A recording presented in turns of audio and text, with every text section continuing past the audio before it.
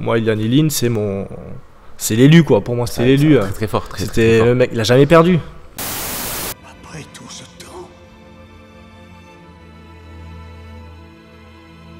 à jamais.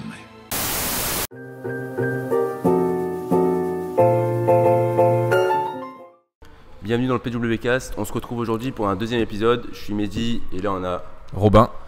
Et notre invité aujourd'hui c'est Benjamin Hennequin. Vous le connaissez sûrement déjà si vous êtes issu du milieu du CrossFit.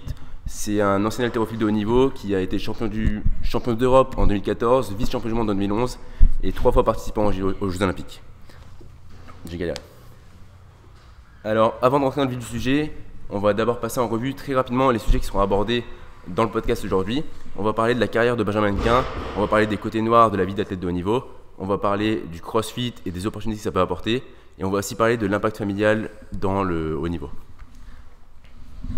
Ok. La première question c'est toi. Ok. Ouais, donc en fait je voulais juste avoir ton ressenti. Ça fait un peu moins d'un an que tu as pris ta retraite de manière officielle, et on voulait juste savoir ton ressenti sur tout ça. Est-ce que tu as des regrets? Est-ce qu'il y a des choses que tu aurais fait autrement, ou est-ce qu'au contraire tu es satisfait et tu ne changerais rien voilà, comment tu vois les choses maintenant que tu as un peu d'eau à couler sous les ponts, tu vois, y a quoi, ça fait 8 mois que tu as arrêté? Oui, j'ai arrêté, oui, c'est ça. Bon, alors des regrets, oui, il y en aura toujours, hein. Des petits regrets, telle manière de faire telle chose, tout ça, il y aura toujours des petits regrets. Mais en règle générale, je me suis quand même pas mal sorti. Étant vice-champion du monde à Paris, même si j'ai loupé une médaille aux Jeux Olympiques, bon, c'était vraiment l'objectif d'une vie. C'est un regret, mais l'important c'est que je n'ai pas de frustration. Je pense qu'une personne qui vit sur les frustrations, elle ne peut pas continuer sa vie comme ça, quoi.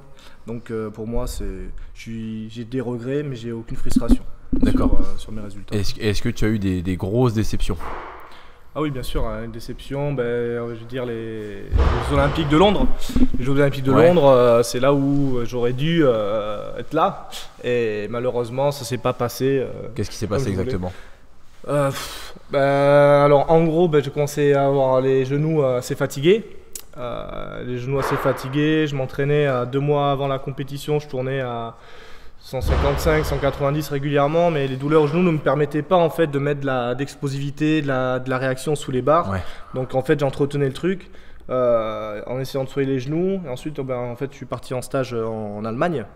On est parti 3 semaines, ils sont partis 3 semaines en Allemagne en équipe de France. Et puis j'ai vu le Toubib allemand, il m'a dit bon, il n'y a pas le choix, si tu veux envoyer, il va falloir te faire piqûre au genou pour que ça aille mieux. Intra-articulaire, pas loin des tendons là, des corticoïdes, hein. Bon, c'est tout ce qui est autorisé, avec une AUT, tout ça, il n'y a aucun problème. Il m'a dit bon, le risque c'est que ça peut péter quoi. En fait, ça fragilise quand même le tendon. C'est pas un truc qu'on fait trop en France, donc du coup j'en ai profité là-bas, il fallait tenter tout pour le tout. Ouais, on faisait pas du tout ce type d'opération en France? Non, c'était pas okay. Et en fin de compte, j'ai voulu le faire rapidement. J'aurais dû on m'a conseillé d'attendre un peu, d'attendre la fin du stage pour avoir le temps. Et en fait, les douleurs, bien sûr, les douleurs ont disparu. Et en fait, quelques jours, une semaine avant la compétition, les genoux ont commencé un peu à retirer. Et c'est ça qui.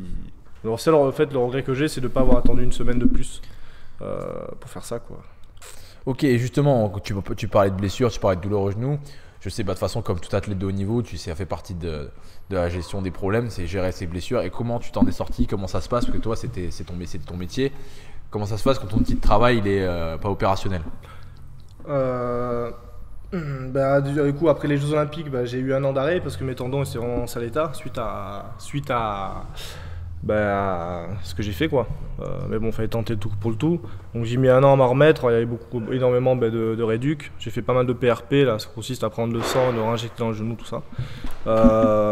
Puis voilà, puis après, puis progressivement, et puis ok, c'est surtout des douleurs aux genoux que tu as eu, ou t'en as eu? J'imagine que tu en as une. Ouais, il y a plus.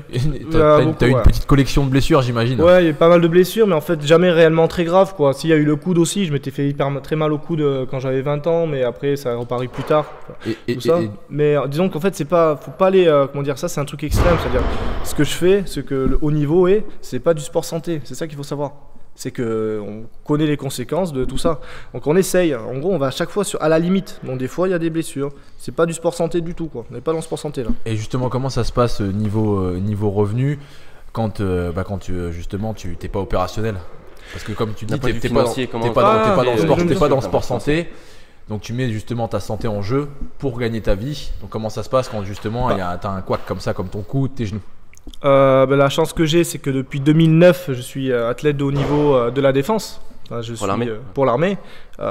Donc c'est une source de revenus agréable, c'est-à-dire toucher un peu plus que le SMIC. Et puis voilà, ça te permet justement de faire du sport, d'être concentré qu'à ça. C'est pour ça que depuis 2009, j'ai explosé, quoi. Parce Avant que, 2009, tu faisais quoi? Avant 2009, alors j'ai travaillé en salle, je travaillais avec les gamins en salle haltéro, je fais l'initiation à haltéro, j'ai travaillé au Girondin de Bordeaux pendant 1 an et demi. Ensuite, je suis parti à Langres dans le nord-est de la France pour des raisons personnelles. Je suis parti là-bas pendant 3 ans et demi. Ouais. Et puis ensuite,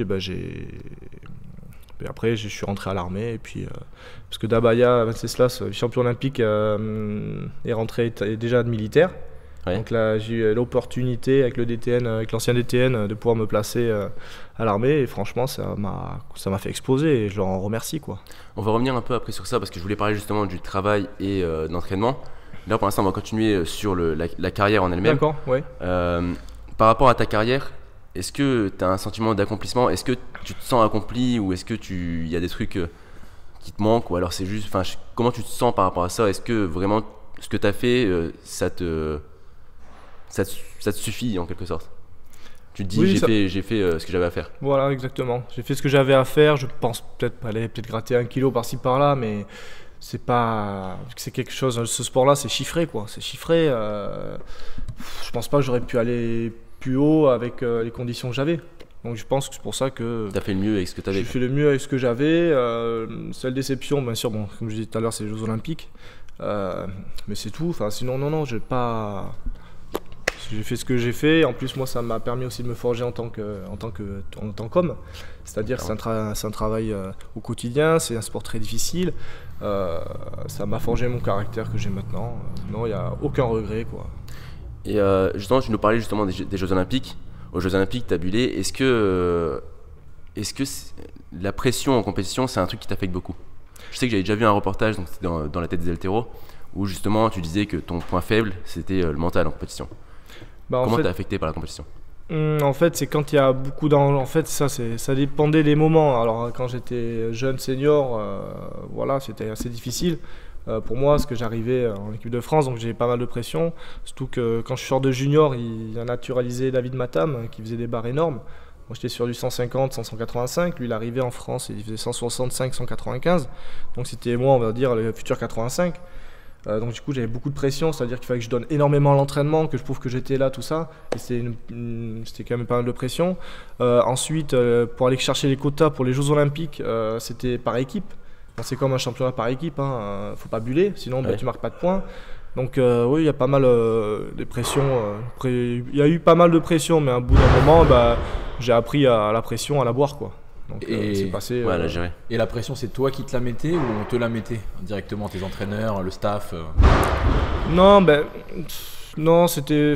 Non, c'est un. Ou les deux, hein, d'ailleurs. Pas plus que ça, parce que les entraîneurs, quand même, j'ai eu pas mal de chance quand même que les entraîneurs soient assez bons. Non, c'est plus soi-même en fait. Essayer de montrer qu'on est là, hein, c'est ça. C'était qui l'entraîneur d'ailleurs quand toi t'étais encore Alors moi j'ai eu la chance d'avoir Franco Lino qui est maintenant chez Palini, qui travaille chez Palini sur les poids et les haltères, les machines. Je l'ai eu en cadet, en équipe de France cadet, j'ai eu en équipe de France junior. Et ensuite, je l'ai eu en équipe de France senior. C'est lui qui m'a accompagné en gros jusqu'en 2008. Donc, tu as eu le même coach tout le long? Voilà, jusqu'en 2008. Donc, il a appris à me connaître. Moi, j'ai appris à le connaître aussi. On a travaillé ensemble. Et puis, 2008, c'était sa dernière compétition.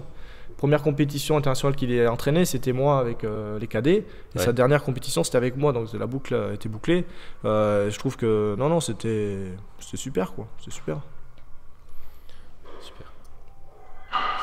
Ok, je voulais enchaîner avec un sujet. C'est pareil, c'est un sujet que j'ai déjà abordé avec toi parce qu'on est aussi amis dans la vraie vie, on se connaît pas que du podcast.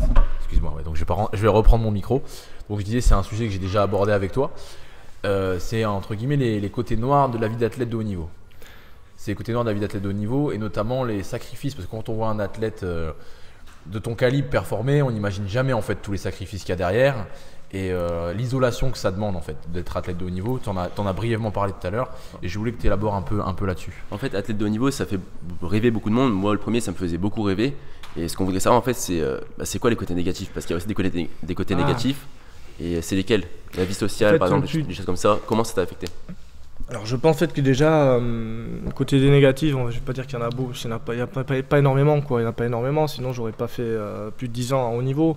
Le plus dur, je pense que c'est d'arriver à un niveau. C'est déjà d'arriver à un niveau.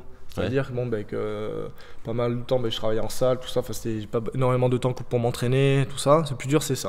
Donc ça c'est un petit côté négatif, c'est-à-dire que les futurs potentiels, on les met pas dans les meilleures conditions. Ouais, on les laisse galérer et après ils sont dans les meilleures conditions une fois qu'ils sont déjà au top. J'ai quand même la chance d'être dans des bons clubs, comme j'étais quand gamin à Saint-Médard, ensuite je suis parti au Girondins de Bordeaux. J'ai quand même eu la chance d'avoir un coach qui était toujours là pour motiver, un groupe d'amis, un groupe d'athlètes. Mais c'est vraiment ça le plus dur. Ensuite, quand on parlait, on est souvent en stage, on est loin de chez nous. Donc, soit qu'il y a une petite copine, tout ça, ça peut être compliqué. On a beaucoup qui craquaient un peu à l'entraînement parce que quand ça n'allait pas à l'entraînement, du coup, ils disent ouais, c'est rien que je suis là, je préfère être avec ma femme, patati patata. Mais on est loin de chez nous, de nos amis, tout ça. Mais par contre, on est à l'hôtel. Hein. Quand on bouge, on est à l'hôtel. Enfin, on se fait pas bouffer. On est là, on est bien quoi. Il n'y a pas énormément de côté négatif. Parce que je me rappelle en fait d'une discussion comme je t'ai dit qu'on avait eue où tu me disais, on était en séminaire d'haltérophilie à Londres avec Louis et tu me disais quand je te vois avec tes potes etc, vous racontez vos histoires d'école etc, je me rends compte que j'ai manqué quelque chose quand même. Je suis pas passé à côté de ma jeunesse mais j'ai raté certaines choses quand même. Voilà, c'est ça que je voulais dire tout à l'heure. Par exemple, c'était que il fallait toujours s'entraîner un peu de son côté. Donc du coup, oui, tu as raison. Moi, je commençais à sortir. Je sortais pas beaucoup. Hein. Je sortais peut-être une fois tous les 6 mois. Hein. On allait en discothèque, comme les gens normaux, quoi. Enfin, comme les gamins, comme les gens. C'était ça en fait. Fallait qu'on soit vraiment à l'entraînement toute la période. Toute la période de préparation. On était en entraînement, on sortait pas tellement. On faisait un ciné de temps en temps, mais on se mettait pas. Comment dire? En fait, on était concentré au moment telle heure, on doit être là, à l'entraînement, tout ça. Donc quand il y a les copains qui viennent, on va à la plage, on fait ceci, on va cela, ou les copines viennent, on va là-bas.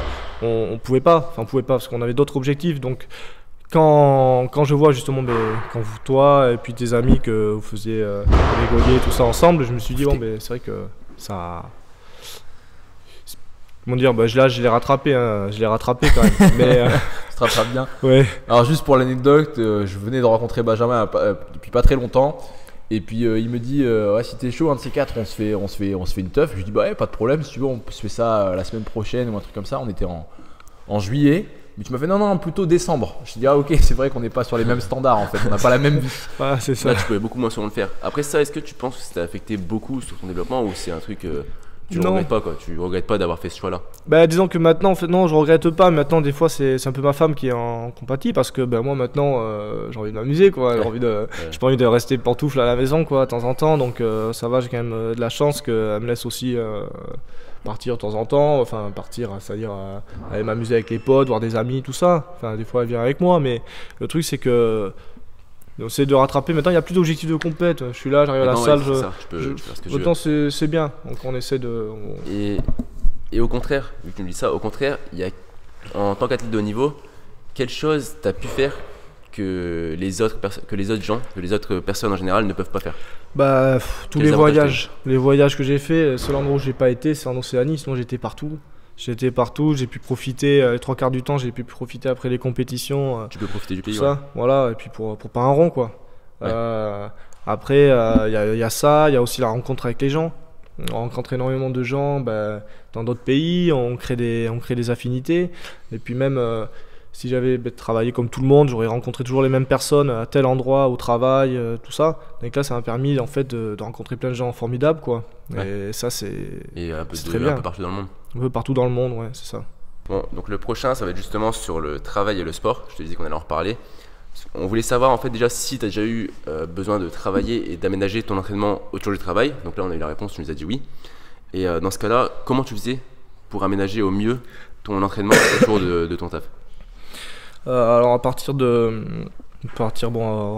2009, je suis rentré à l'armée, tout simplement, je m'organisais, j'avais 2 séances de kiné par semaine, 2 séances par kiné, de kiné qui étaient payées par un sponsor que mon coach avait trouvé. C'est-à-dire qu'en fait il me prenait pendant 1 heure, 1 fois par semaine. J'avais ça, puis après j'avais les entraînements 2 fois par jour, le lundi, lundi, mercredi, vendredi.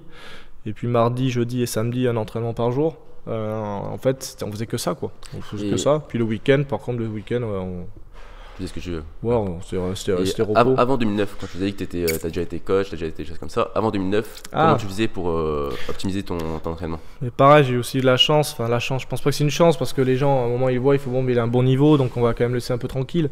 Par exemple, quand j'étais à Langres, dans le nord-est, je pouvais m'entraîner. J'arrivais à la salle à 9h le matin, je m'entraînais de 9h à 11h. Ensuite, de 11h à 13h, j'étais en salle, donc je m'occupais des gens, des adhérents. Ensuite, je rentrais chez moi, je mangeais, je faisais une petite sieste, puis je remettais ça. De 15h à 17h30, je me rentraînais. Et de 17h30 à 20h30, pareil, je coachais les gamins qui venaient, je coachais les adhérents, tout ça.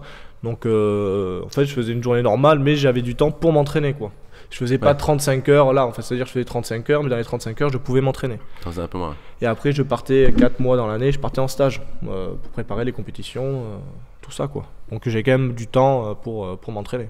Okay. Et pour les gens, vu que nous, on veut surtout, avec ce podcast-là, on veut montrer aux gens qui sont passionnés, surtout par le CrossFit, le champ du possible, qu'il y a pas, que tu peux faire plein de choses, que tu peux être coach, que tu peux faire d'autres trucs, qu'il y a plein de possibilités. Et ces gens-là, il y en a beaucoup qui ont un travail à temps complet.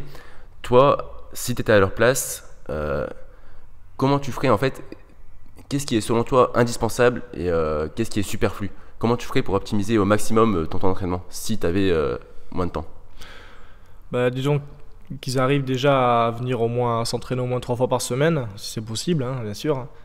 Et puis arriver à 2 heures à la salle, c'est-à-dire 2 heures à la salle plein, c'est-à-dire arrive, on s'échauffe, on discute pas, quoi. On fait ce qu'on a à faire et puis une fois que c'est fini, on s'en va, quoi. C'est vraiment, en fait, c'est ça. Enfin, y a pas de. Oui, après, il faut adapter l'entraînement. Si c'est un maçon, après la journée de travail, il va s'envoyer à l'entraînement. Il sera moins productif qu'un mec qui est dans le bureau, quoi. Ouais, c'est ça. Adapter et aussi et au niveau de l'entraînement en lui-même, qu'est-ce que tu ferais? Genre, qu'est-ce que tu enlèverais? Tu mettrais juste les bases. Par exemple, moi, je sais que quand j'ai pas beaucoup de temps, je vais faire que du squat. Qu'est-ce que tu ferais? Tu mettrais que les bases pour des gens qui veulent exceller, mais qui ont peu de temps. En fait, c'est un peu contradictoire. Les gens qui veulent exceller à quoi? Exceller pour dans leur sport. Ils veulent exceller en fait, c'est-à-dire optimiser leur potentiel, quoi. C'est ça, en fait, en gros. C'est ça. Pour optimiser le potentiel, faut aller il faut arriver à programmer, il faut arriver à faire une programmation. Faut être carré, c'est ça. Faut être carré, organisé. quoi. Voilà. Faut voir ses objectifs, ses besoins, Pas oublier que c'est l'arraché, l'épaulé, les squats. Y a pas de secret. Les bases et organiser le tout planifié. S'il y a une petite douleur qui arrive là, en fait, le tout c'est de pouvoir s'entraîner. C'est-à-dire, il faut pas que il faut être régulier. Ça sert à rien de faire pendant une semaine être au taquet, après pendant 2 semaines à rien faire du tout. Ouais, plutôt la constance que être très intense et après. Exactement. Lâcher. Puis faire des petits mouvements après. Nous, ce qu'on appelle des gris-gris, quoi, des trucs à l'élastique, des trucs avec les haltères, pour pas que l'entraînement impacte trop sur le corps niveau néfaste, c'est-à-dire les douleurs, tout ça, pour faire de la prévention, entre guillemets. Voilà, exactement. Alors la prévention, tu peux le mettre avant, ça peut servir d'échauffement, et puis après tu vas au charbon, quoi. Ok. Bon, en tous les cas, il y a cette notion d'allouer du temps, de toute façon. En tous les cas, il n'y a pas de secret. Moi, on m'avait demandé, plusieurs personnes m'ont demandé, parce qu'en fait, moi, je demande rien. C'est-à-dire, moi, je viens, je fais plaisir. C'est les gens qui demandent. Ouais, est-ce que tu peux venir là, en séminaire ou en entraînement là, tout patati patata. Moi, je demande rien. C'est-à-dire que j'avais proposé à un moment un entraînement, enfin une prog, parce qu'il y avait plusieurs personnes, une dizaine de personnes qui me demandaient est-ce que tu fais ci, est-ce que tu fais ça. Et je me suis dit ça pourrait être intéressant, je vais le faire. Parce qu'il y a eu des demandes. J'ai eu des gens qui m'ont dit moi j'aimerais prendre 10 kilos à l'arraché, 10 kilos à l'épaule jeter. Je fais ok, t'entraînes combien de fois, patati patata. Mec, je fais je peux m'entraîner qu'1 heure et demie 2 fois par semaine. Je fais Oui, c'est pas beaucoup. Après, la réponse que tu as donnée justement pour ceux qui veulent optimiser leur temps. Moi, c'est une réponse qui me plaît parce qu'en fait, t'as pas dit aux gens quoi faire, t'as donné des pistes. Et en fait, c'est ça que j'ai envie de donner des pistes et que les gens puissent réfléchir par eux-mêmes à ce qu'ils peuvent faire. Et là, c'est ce que t'as fait, donc c'est pas mal, c'est vraiment ce que je voulais en fait. Donc, c'est bon, j'ai bien répondu à la Ouais, question. on a bien répondu, c'est bon. Yes, c'est bon. Encore une bonne note. À plus. Ok, maintenant on va parler de l'impact familial et de l'éducation dans les choix de vie. T'as pas démarré l'haltéro par hasard, donc je voulais déjà que tu nous en parles un petit peu.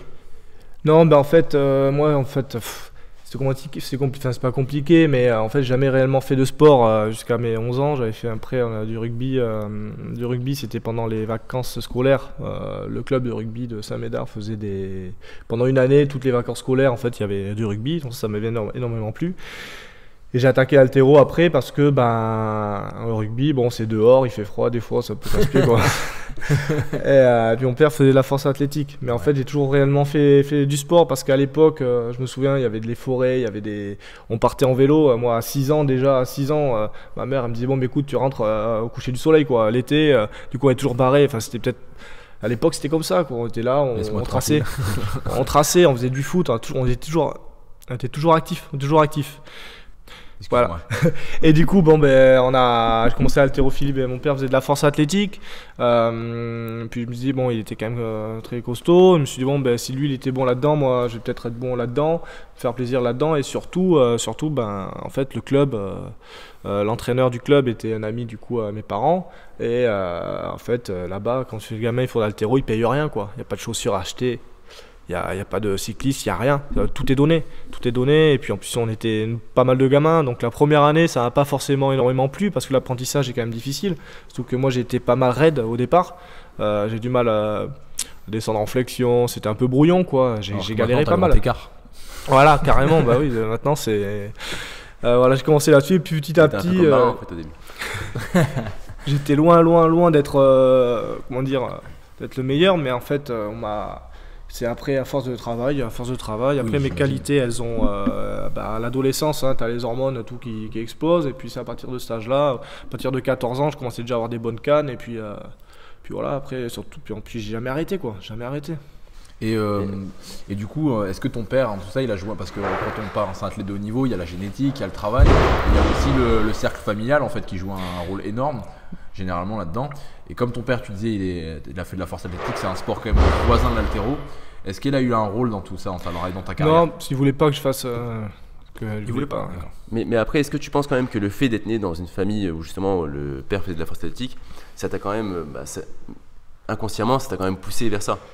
Ça a quand même aidé à te pousser vers ça. Ouais, mais il en parlait pas à la maison. Il y avait des couples qui traînaient par-ci par-là, mais il en parlait pas. Ouais. Il disait pas qu'il faisait du sport, tout ça en fait. Il en parlait pas. En fait, c'était plutôt une sorte de curiosité en fait, dire vas-y, on va essayer ça. Puis voilà. C'était pas, on n'en parlait pas. Lui, ma mère, ça l'arrangeait comme ça. Moi, je faisais pas le con dehors quand j'étais en salle avec les copains.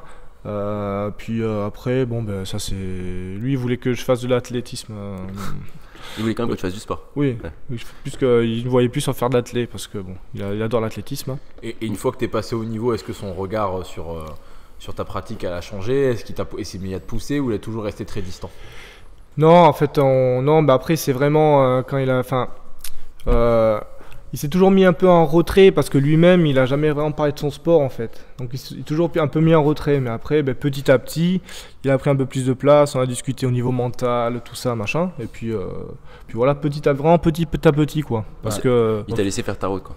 Exactement. Mais du coup, vu que tu me dis ça, moi je savais pas ça allait être quoi ta réponse.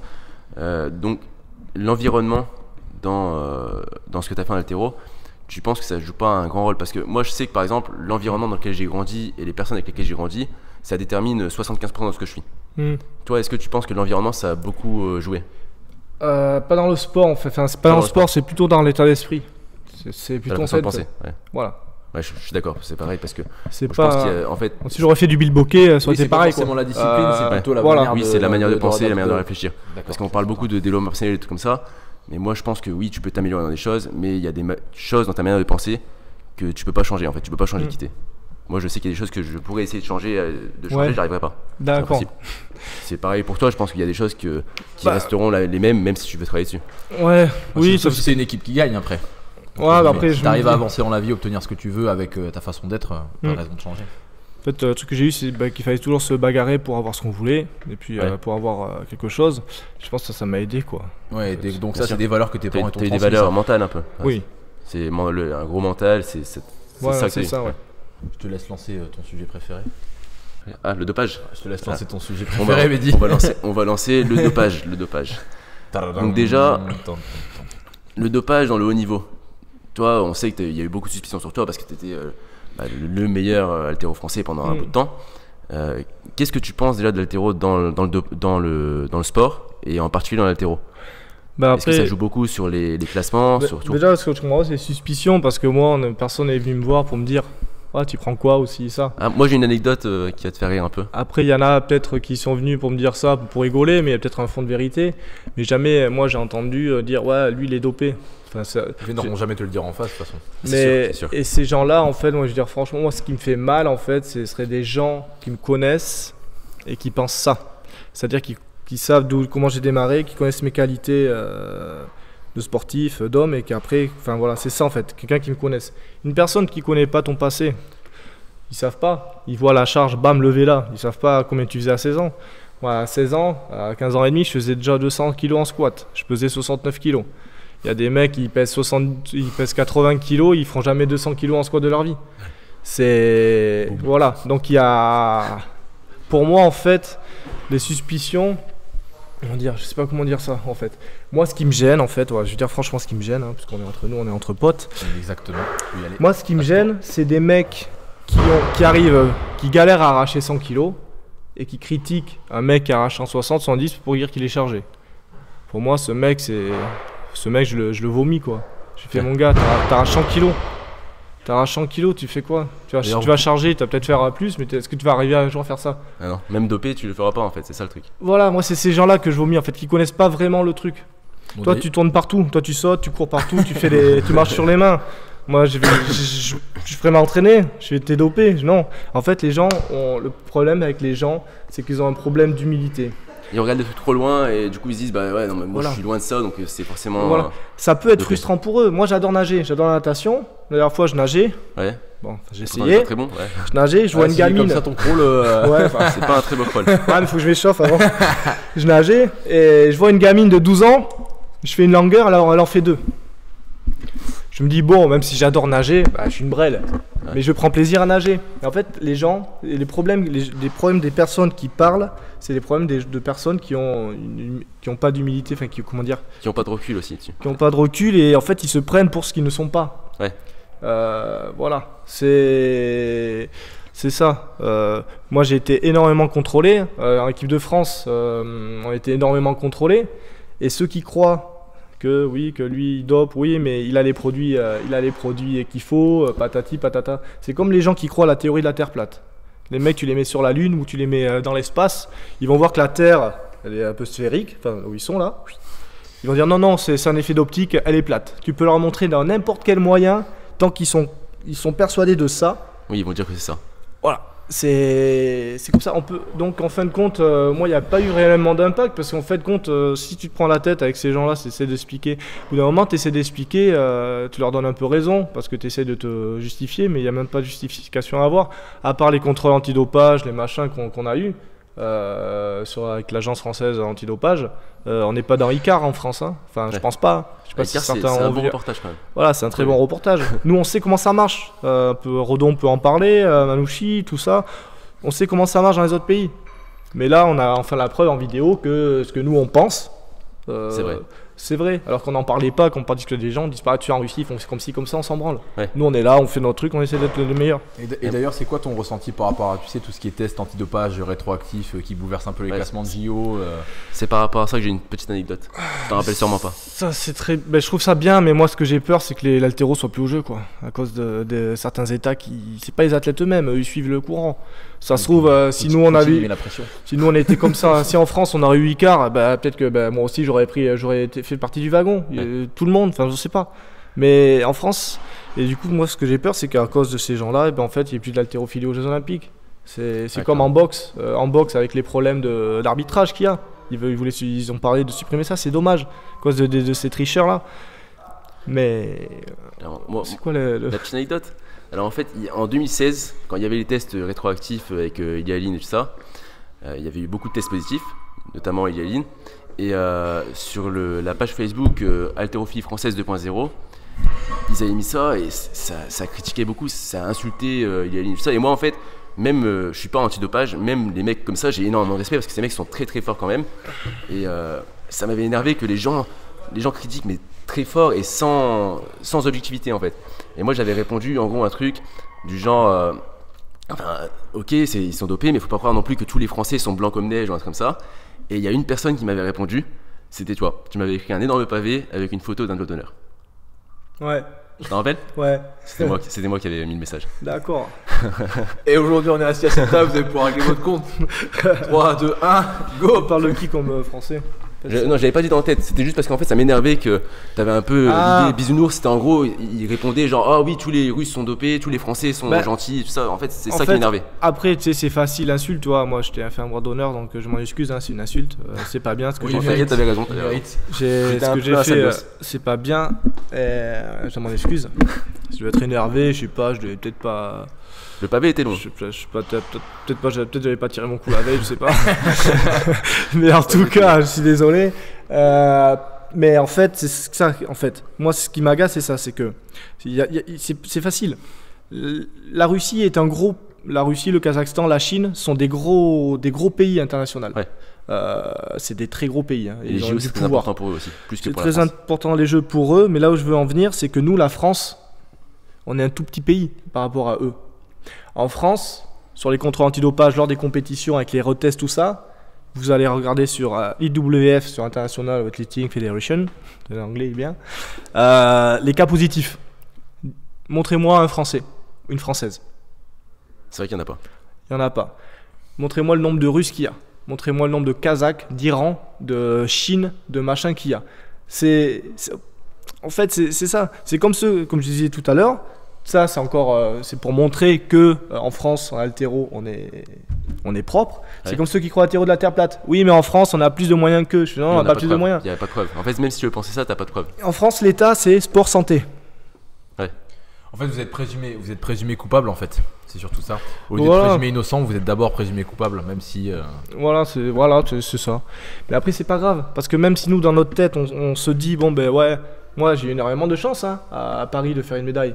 Parce que moi j'ai été fort ce jour-là, où les autres étaient moins forts. J'ai eu un vice-champion olympique de 2008, le vice-champion olympique de 2008, le champion du monde de 2010. J'ai eu le vice-champion d'Europe de 2011. J'ai eu, sur mon plateau, c'est là où il y avait le plus de... Toi, à l'armée, là, il y a les gradés, là. Ouais. C'est comme si j'avais le plus de gradés sur mon plateau. C'était à quelle compétition ça? Au championnat du monde à Paris. À Paris les mecs, ils étaient pas là. Ouais, il y a Rostami qui avait fait une médaille en 77 l'année d'avant. Et là en 85, il a explosé, mais les autres ils étaient où? Ils étaient pas là, mais moi j'étais là. Ouais. Ah, c'est ça, t'étais là le jour J. En fait. Moi j'étais là le jour J. C'est-à-dire quand t'es naturel, t'as pas le droit trop à l'erreur. Parce que ces mecs-là, ils vont avoir à l'entraînement, ils vont arriver sereins sur la compète. Ils vont arriver sereins.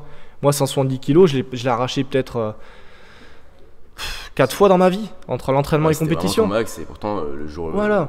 Les mecs, ils arrachent en 80. Le Polonais là, Zielinski. Le Polonais qui a été champion olympique en 2012. Il y a un Polonais, il m'a dit punaise, le gars là, avant les Jeux 2012, il a arraché, en un mois, il a arraché une vingtaine de fois 180 à l'arraché. D'ailleurs, il y a des mecs qui arrachent lourd à côté, hein, tous ceux qui entendent les bruits. Ouais. C'est des mecs qui arrachent plus que 100 kilos. Voilà, c'est ça.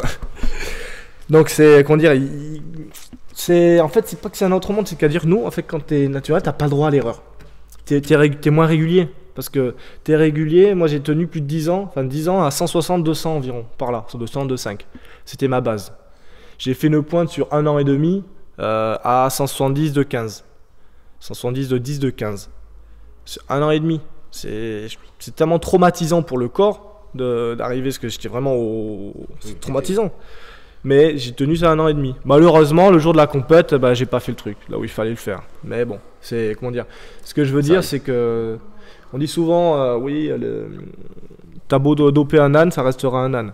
Mais ça sera le meilleur des ânes. Si sur 20 athlètes, il y a 15 ânes, il y a 15 ânes, il n'y a que vraiment 5 chevals de course, en fait, ça sera le meilleur des ânes qui va doper, qui va prendre, qui va gagner, c'est tout. Après, ce que tu as dit juste avant, c'est très juste, c'est-à-dire que l'important, c'est pas d'être bon toute l'année, c'est d'être bon le jour J. Après, il y a le jour de la compétition, c'est ça qui compte, c'est ça que les gens retiennent en fait.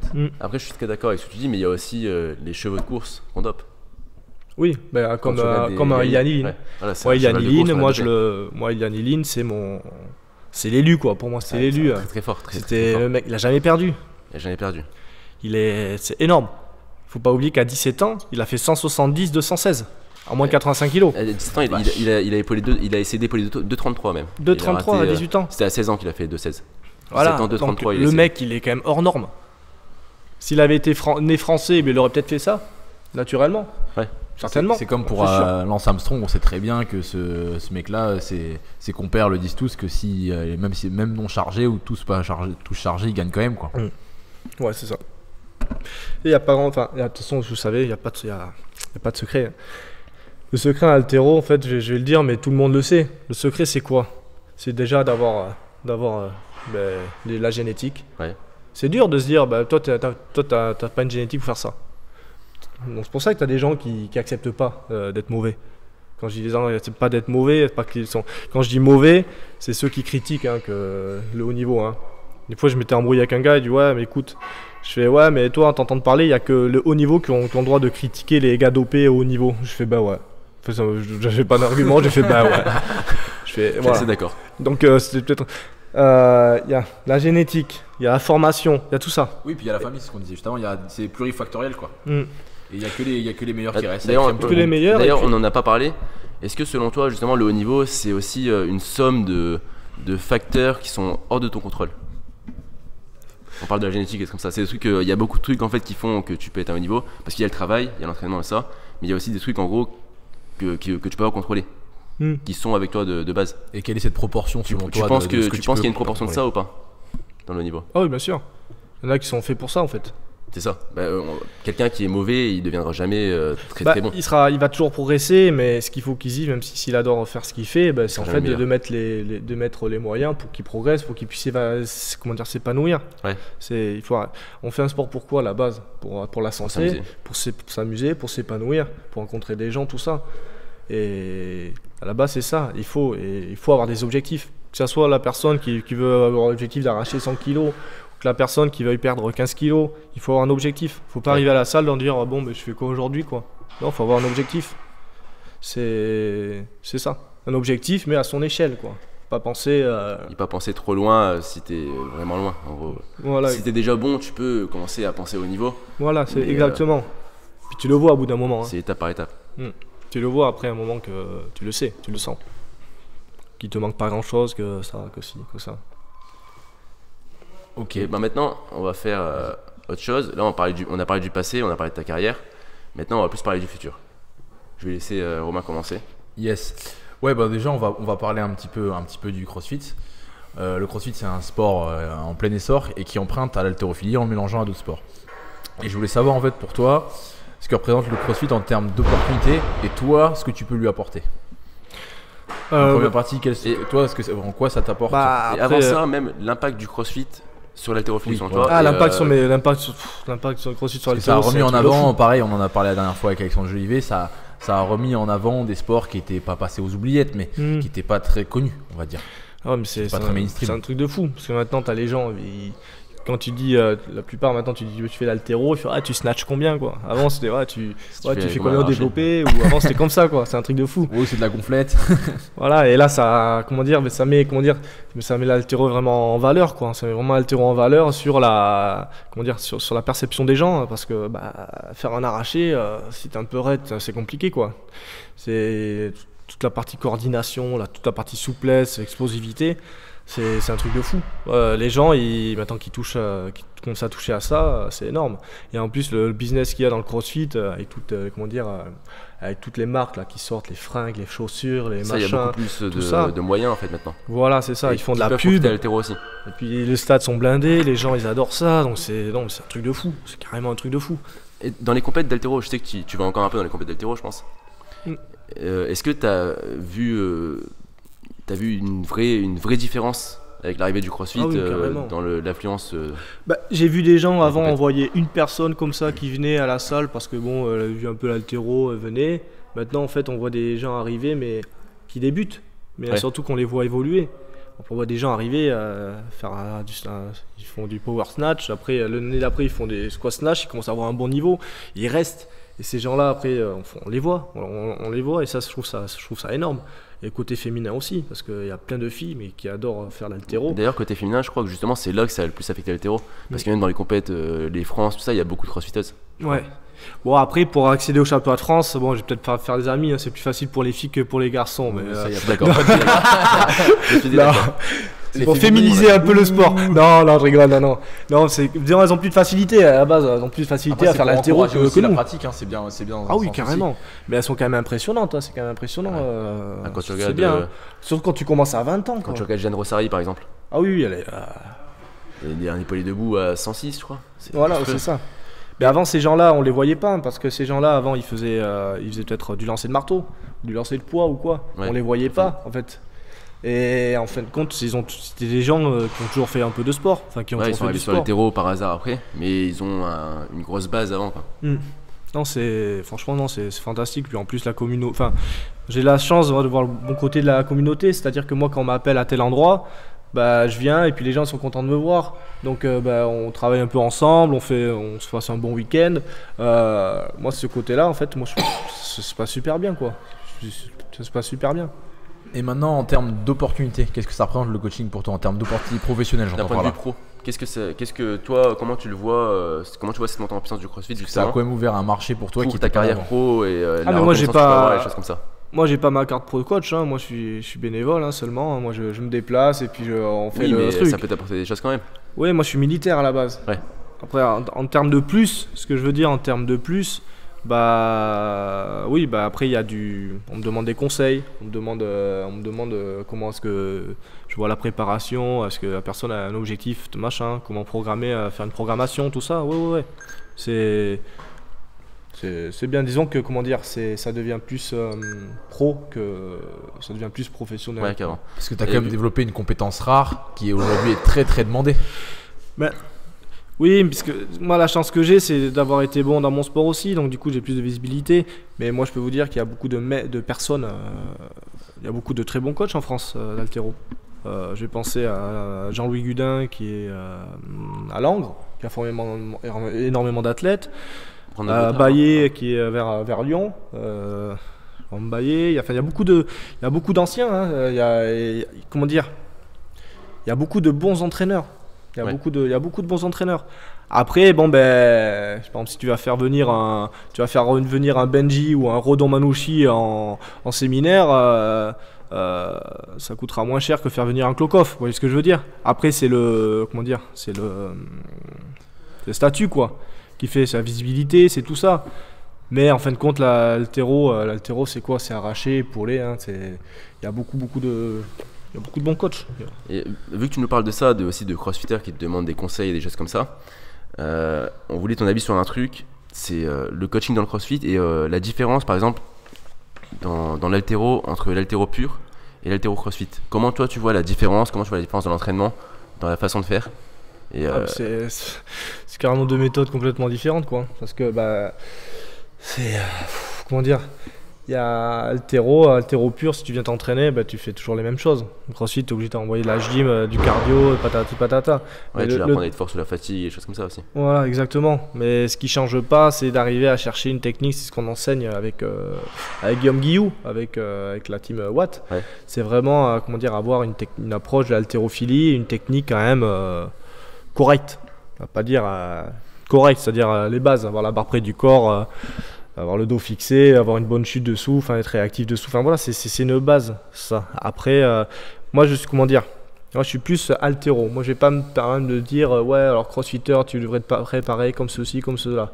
Moi la personne qui me demande en général, elle me demande mais voilà, moi j'ai du mal à chuter sous la barre, j'ai du mal à remonter en canne. Donc moi je vais le travailler, je vais lui faire quelque chose pour l'aider là-dessus. Mais je vais pas l'aider à faire des rings, des muscle rings. Non, c'est pas sur ça. les rings, c'est vraiment sur l'haltéro crossfit et l'haltéro pur, parce que forcément en haltéro pur on essaie de faire la répétition la plus parfaite sur une répète, alors que là on essaie de cycler, de faire beaucoup de répétitions. Mais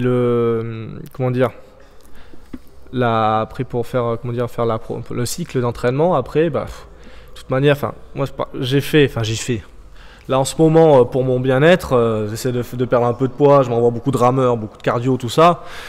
Nerveusement, Nerveusement, c'est moins fatigant le cardio que l'haltérophilie ou la force athlétique. Ça fatigue différemment. Ah ouais, ça fatigue complètement différemment. C'est-à-dire que tu t'envoies une grosse séance, 2 heures d'haltéro, tu t'envoies 1h30 d'haltéro, 30 minutes après, tu peux pas remettre ça, quoi. Tu fais du renfort. Et tu t'envoies, je sais pas moi, tu t'envoies 1h30 d'haltéro, tu récupères 1h30, 2 heures, derrière tu peux t'envoyer au rameur. Ouais. Plus facilement, tu vois ce que je veux dire. Enfin, c'est plus complet, mais pour cycler ces préparations, c'est compliqué. Donc moi, en général, on m'appelle, on me demande juste pour cycler sur la partie haltéro. Et faire les complexes qui vont bien pour que la personne elle puisse progresser. Pour finir sur ce sujet-là, c'est un truc que j'ai déjà abordé avec Jolivet la semaine dernière, parce que je voulais savoir un peu les coachs spécialistes en crossfit et tout ça.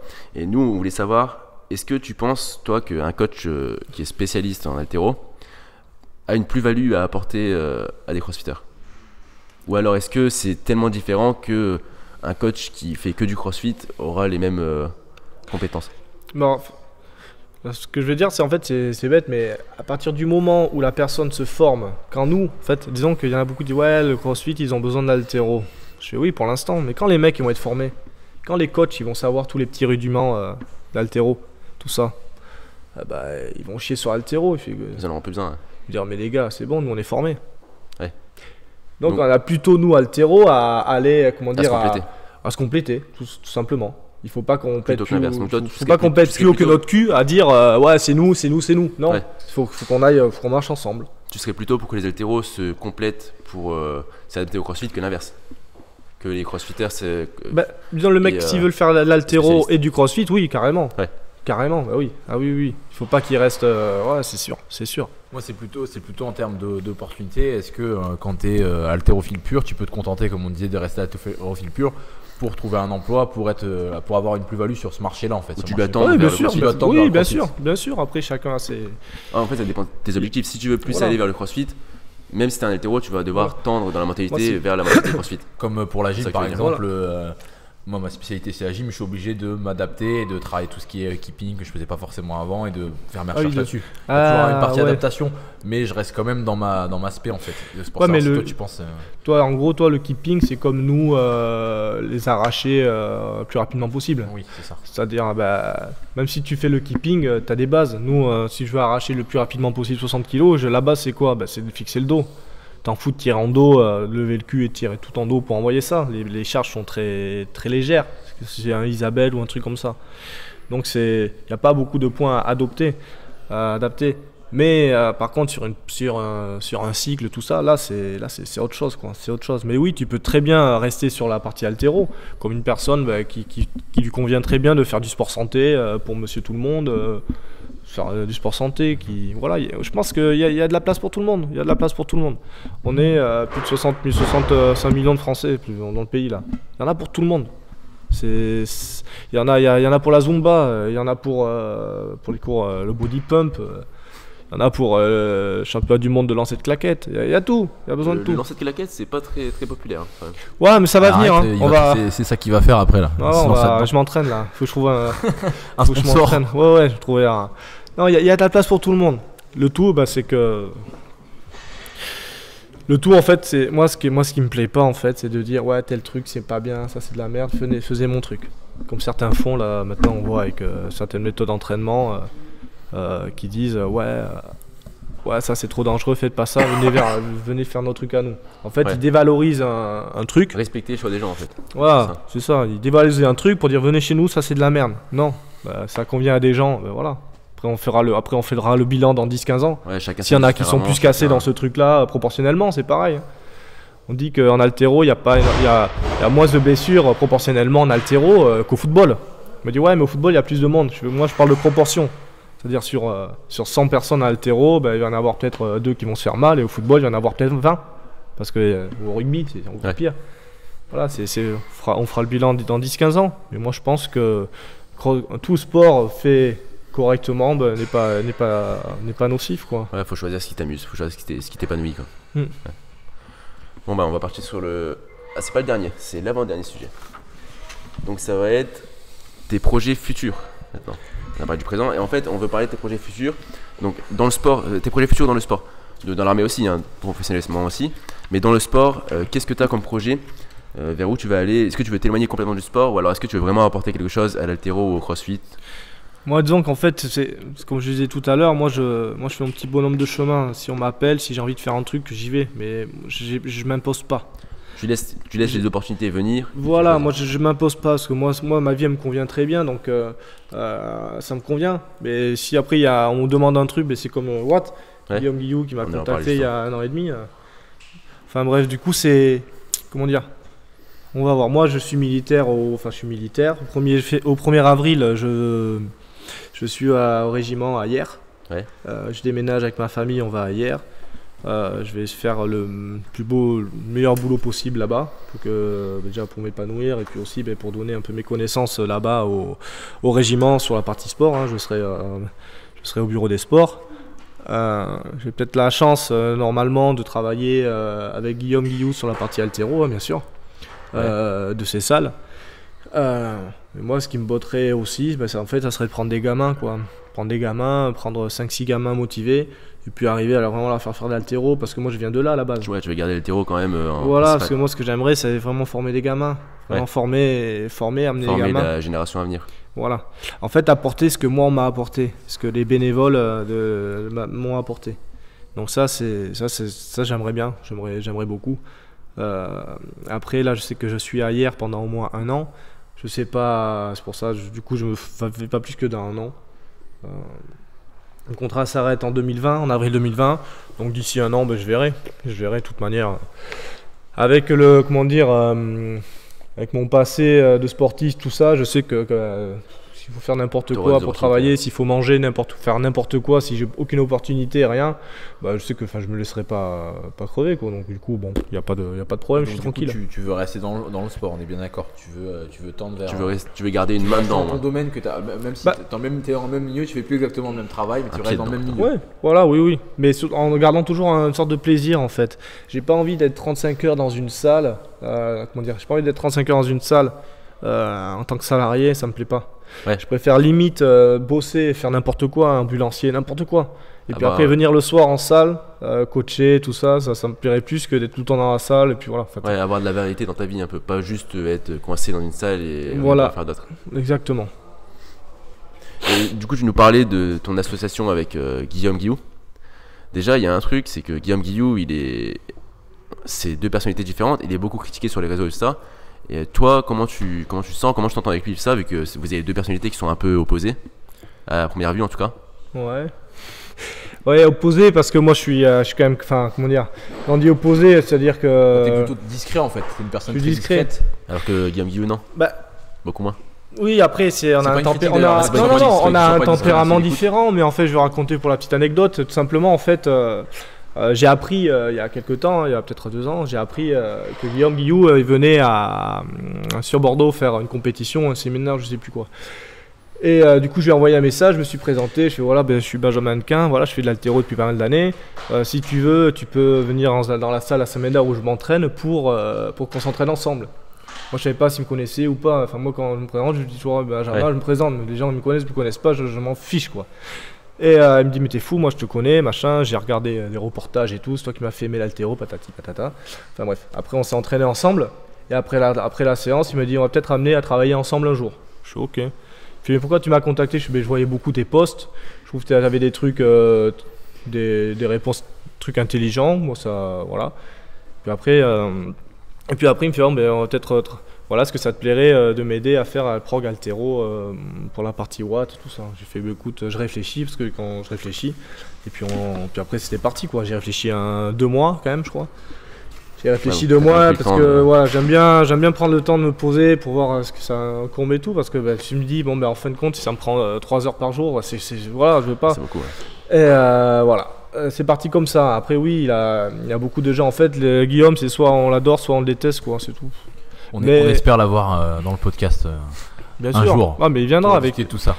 Oui, il viendra. Si tu écoutes Guillaume, il viendra avec plaisir, je pense. Je t'invite officiellement dans le Powercast. Mais moi, ce qui me fait rigoler en fait, c'est que beaucoup de gens, j'entends des gens critiquer, des gens même à qui je vais m'entraîner dans leur salle ou entraîner dans leur salle, qui aiment pas Guillaume Guillou, mais moi je m'en fiche qu'ils aiment ou pas Guillaume Guillou.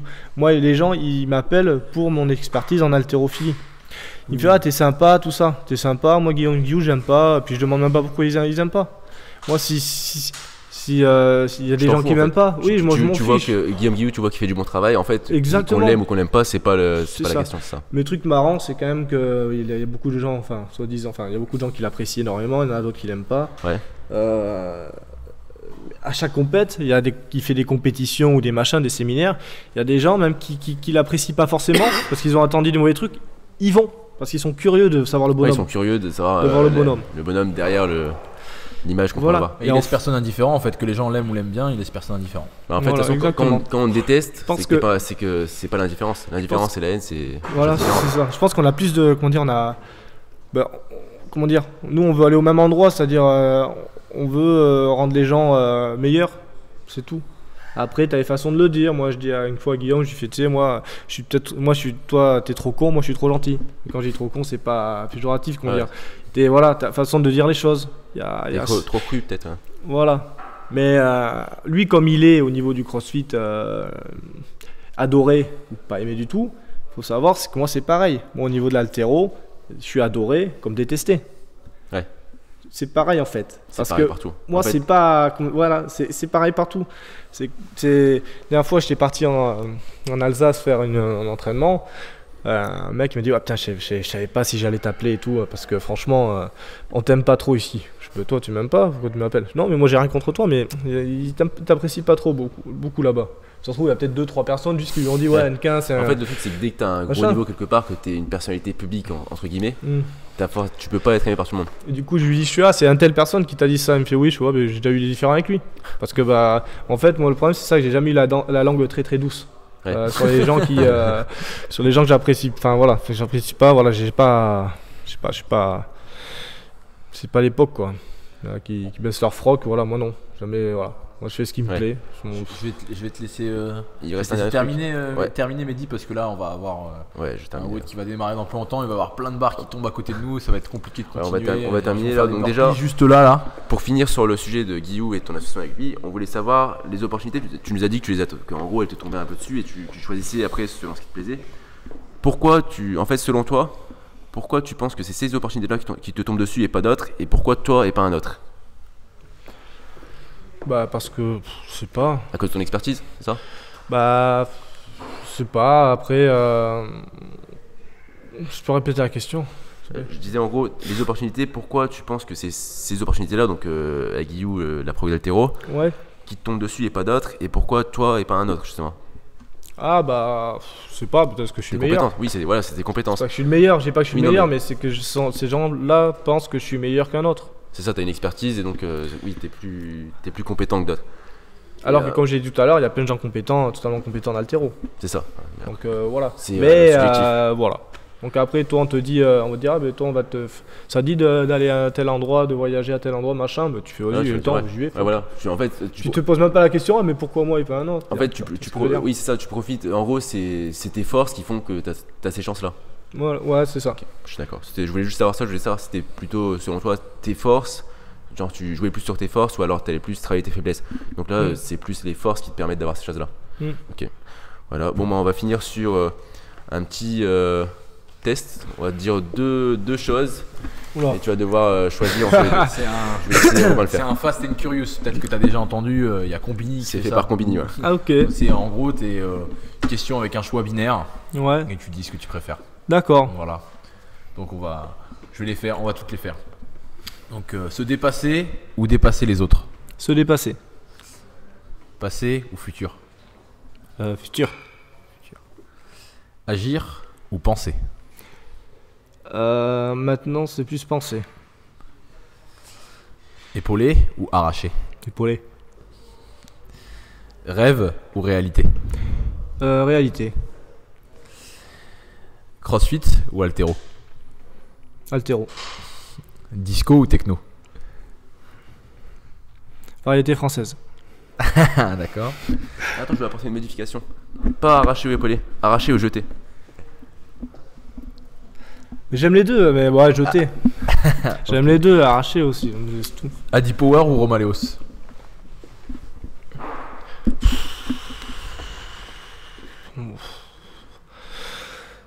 répondre à côté. Je sais pas. Enfin, Adidas. Mais pas Adipower. Les vieilles Adidas, je suis un vieux moi. Les anciennes Adidas. Yes. Burpees ou rameur? Bah, des burpees over the row après à 500 mètres au rameur. Très bonne réponse. La préparation ou l'improvisation? Préparation. Facebook ou Instagram? Ah, Insta maintenant, c'est plus facile. La mer ou la montagne? Bah, la mer. Non, l'océan. Ah, t'as voulu me piéger, hein? Bordeaux ou Paris? Bordeaux. Yes. Et je crois qu'on est bon. C'est bon, j'ai tout fait. Sauf si t'en Bon, as d'autres, bah, Mehdi, qui te viennent en tête. Non, c'est bon, là on va finir sur ça, on va finir un Merci à vous pour de m'avoir peu. Bah, invité. de rien, merci à toi surtout. Et bah, bravo aussi pour la très belle structure que vous avez mis en place, hein, il y a maintenant un peu plus d'1 an. Franchement, 1 an et demi, c'est top. Franchement, c'est top. Comme je disais, il y a de la place pour tout le monde. J'invite tout le monde qui voit ça, s'ils sont sur Bordeaux, à venir ici, voir. Comme ils peuvent venir à la L700, à CrossFit Ezine, à CrossFit machin, voilà, enfin à tout, à la salle de José, enfin tout le monde, voilà. Il y a une compétition Watt bientôt, au mois de juillet, C'est ça, exactement, ouais. le 7 C'est ici, juillet. ouais. Je serai là, on sera tous là, il fera beau, il y a l'océan à côté. Dimanche, restez jusqu'au lundi, parce que le dimanche soir, on ira en discothèque.